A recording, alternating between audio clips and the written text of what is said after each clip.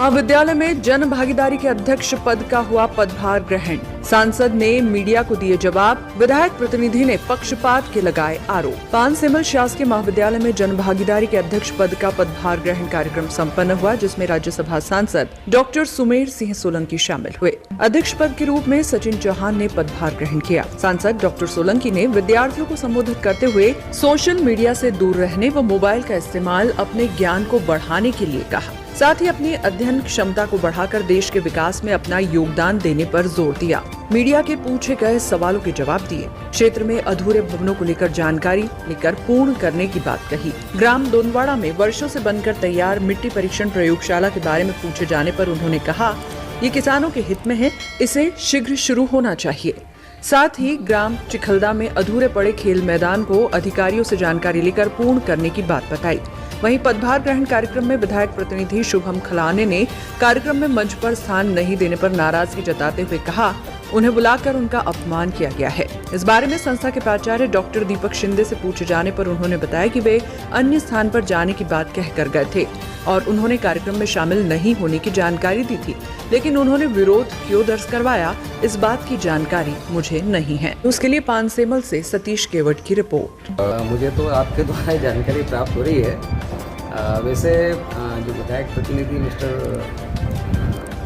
शुभम जी यहाँ कार्यक्रम की शुरुआत में मेरे कक्ष में बैठे थे और मुझसे कह के गए थे कि मैं आज कार्यक्रम में उपस्थित नहीं हो पाऊँगा, मुझे कोई कार्यक्रम में बाहर जाना है। मैंने उनसे रिक्वेस्ट भी किया था कि आप रहिए, लेकिन वो चले गए थे। उसके बाद का मुझे पता नहीं वो कब उन्होंने कैसे विरोध दर्ज कराया, किन स्थिति में कराया, इसकी जानकारी मिली। शुभम खलाने, विधायक प्रतिनिधि महाविद्यालय के कार्यक्रम को लेकर क्या कहना चाहेंगे? कार्यक्रम को लेकर के जिस प्रकार से आज पक्षपात हुआ है कार्यक्रम को लेकर के, मैं एक चुने हुए विधायक का प्रतिनिधि हूँ। मुझे आमंत्रण भेजा गया था, परंतु मुझे आमंत्रण भेजने के बाद भी मैं कार्यक्रम में आया, मुझे मंच पर नहीं बुलाया गया। ये पूर्णतः अपमान है और पक्षपात किया गया है। और मैं खुली चेतावनी देता हूँ कि आने वाले समय में जो भी पक्षपात कर रहे हैं प्रशासन में बैठे लोग, जो प्रशासनिक कर्मचारी ना होकर के एक पक्ष के लिए काम कर रहे हैं, मैं उनको विशेष करके चेतावनी देना चाहता हूँ कि आने वाले समय में कांग्रेस पार्टी की सरकार बनने जा रही है और इस बात का पूरी तरीके से ध्यान रख के हिसाब लिया जाएगा और जो लोग ये कृत्य कर रहे हैं उनको पूरी तरीके से दंडात्मक कार्रवाई की जाएगी। पानसेमल विधानसभा के शासकीय महाविद्यालय पानसेमल और शासकीय महाविद्यालय निवाली दोनों जगह पर मध्य प्रदेश की सरकार ने, माननीय मुख्यमंत्री शिवराज सिंह चौहान और हमारे उच्च शिक्षा मंत्री जी ने जो आदेश जारी किए हैं मध्य प्रदेश की सरकार ने, उसी के तहत निवाली में विनय सिसोदिया जी और पानसेमल में हमारे भाई सचिन चौहान जी दोनों को जनभागीदारी के अध्यक्ष नियुक्त किया गया है और उनके आज पदभार ग्रहण के साथ में बच्चों से संवाद कार्यक्रम रखा गया। जनभागीदारी के माध्यम से महाविद्यालयों में शिक्षा व्यवस्था, शिक्षा की गुणवत्ता, महाविद्यालय में जो छोटी छोटी ज़रूरतें हैं वो, और सफाई की व्यवस्था है और अन्य सभी प्रकार की व्यवस्था को जनभागीदारी अपने स्थानीय स्तर पर देखती है। इसलिए मैं दोनों ही सम्माननीय अध्यक्षों को बधाई भी देता हूँ, शुभकामनाएं भी देता हूँ और अच्छे काम करने की अपेक्षा करता हूँ। देखिए, आपके द्वारा ये पता चला है मुझे, क्योंकि मैं राज्यसभा का सांसद हूँ और पूरा मध्य प्रदेश और पूरे देश में भ्रमण करता हूँ।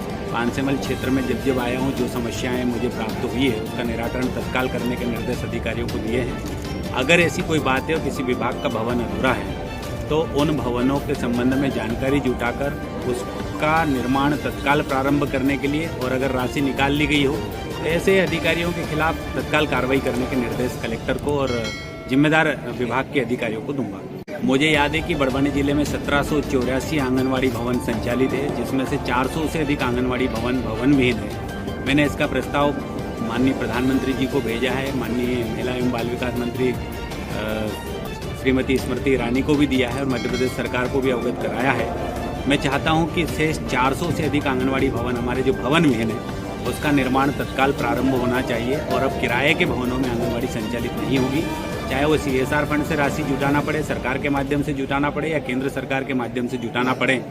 मैं चाहूँगा कि अगले 1-2 साल में मध्य प्रदेश क्या पूरे जिले के अंदर और मध्य प्रदेश के अंदर आंगनवाड़ी भवन नए बनना चाहिए और इसकी मांग मुख्यमंत्री जी से और प्रधानमंत्री जी से करूँगा और मुझे लगता है कि इसका शीघ्र निराकरण होगा।